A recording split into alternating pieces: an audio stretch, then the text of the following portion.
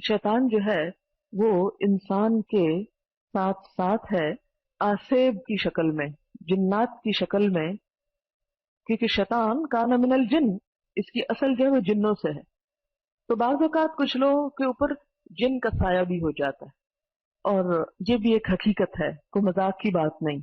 और इसके बारे में भी हम देखते हैं कि कुरान में जो सूद खोर के बारे में आता है ना, अल्लज़ीना यअकुलून अर्रिबा ला यक़ूमून इल्ला कमा यक़ूमुल्लज़ी यतख़ब्बतुहु शैतानु मिनल मस, कि जो लोग सूद खाते हैं उनका हाल उस शख्स जैसा हो जाता है जिसको शैतान ने छू के बाउला कर दिया हो, यतख़ब्बत खबती बना दिया हो।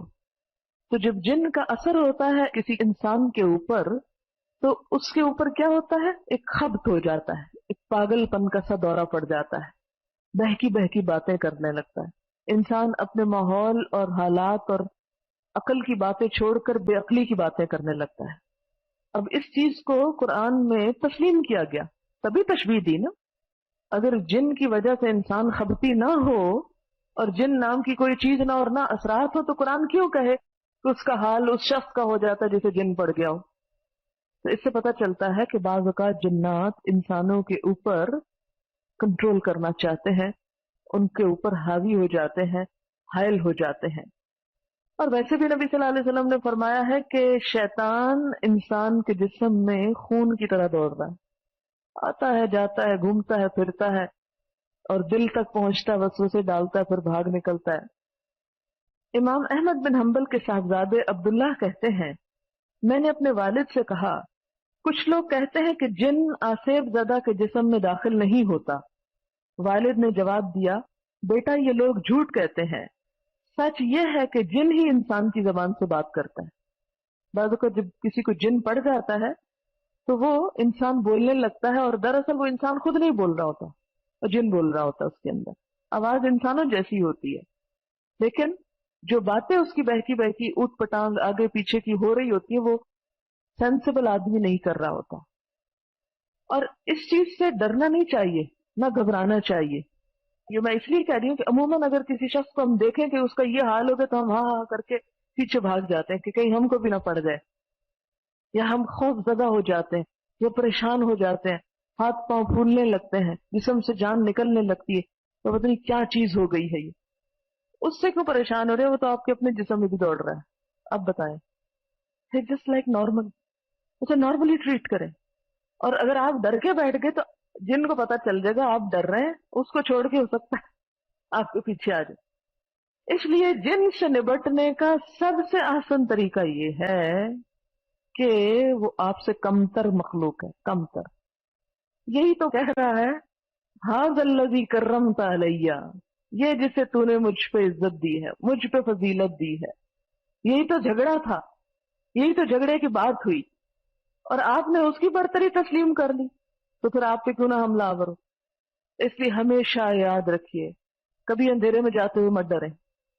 अगर ख्याल आए डरने का, तो आप कहें कि जिससे मैं डर रही हूं मैं उससे ज्यादा ताकतवर हूं, उससे ज्यादा अल्लाह ने मुझे फजीलत दी है, इसलिए मैं किसी चीज से नहीं डर। और जब आप ये कहेंगे तो आप देखेंगे आपके अंदर एक ऐसी कुव्वत आएगी जो वाकई आपका डर निकाल देगी। मेरे वालिद अपना एक किस्सा सुनाते हैं कि वो जब पढ़ने जाया करते थे बचपन में, तो उनको सुबह को दूर जाना होता था, तो बहुत अर्ली उठते थे, यानी अजानों से पहले उन्हें अपना सफर शुरू करना पड़ता। जब हम बचपन में डरते थे ना कि हाय जिन आ गया और जिन ने ये कर दिया, करते थे, डरने की जरूरत नहीं। देखो मैं जब छोटा था ना, तो जिन से इस तरह निपटता था, बाज़ वक़्त मैं जा रहा होता था तो पीछे ना मुझे अपने किसी के चलने की आवाज आ रही होती थी, और वहां कोई नहीं होता था, और फिर बाज़ वक़्त आवाजें आने लगती थी, हमें भी साथ ले चलो, हमने जाना है, कभी औरत की आवाज कभी मर्द की आवाज। तो मैं नीचे से एक पत्थर उठा के और पीछे पलट के कहता था चले जाओ यहाँ से, और फिर खत्म हो जाता था, कुछ भी नहीं होता था। अगर इंसान अगले दिन आना छोड़ दे, या डर के बैठ जाए, या उधर ही बेहोश होकर गिर जाए, तो जाहिर है उनकी तो मौज हो गई, जो वो करना चाहते थे आपने करवा दिया उनसे। इब्न तैमिया कहते हैं, अहमद बिन हम्बल ने जो बात कही वो मशहूर और मारूफ है।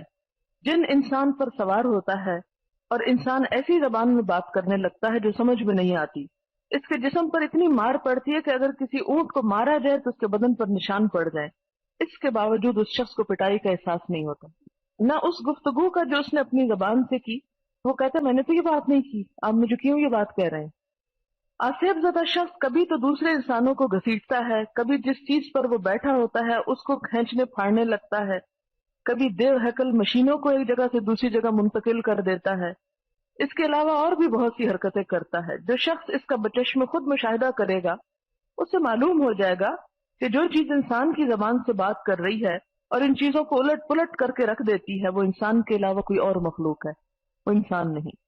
ابن تیمیہ رحمہ اللہ مزید کہتے ہیں کہ ائمہ مسلمین میں کوئی بھی اس بات کا منکر نہیں تھا کہ جن آصیب زدہ شخص کے جسم میں داخل ہوتا ہے، یہ سب یہ مانتے ہیں ائمہ علماء کرام۔ جو اس کا انکار کرے اور یہ دعویٰ کرے کہ شریعت اس کو نہیں مانتی وہ شریعت پہ تہمت لگاتا ہے۔ شرعی دلائل میں کوئی ایسی بات نہیں ملتی جس سے اس کی تردید ہوتی ہو۔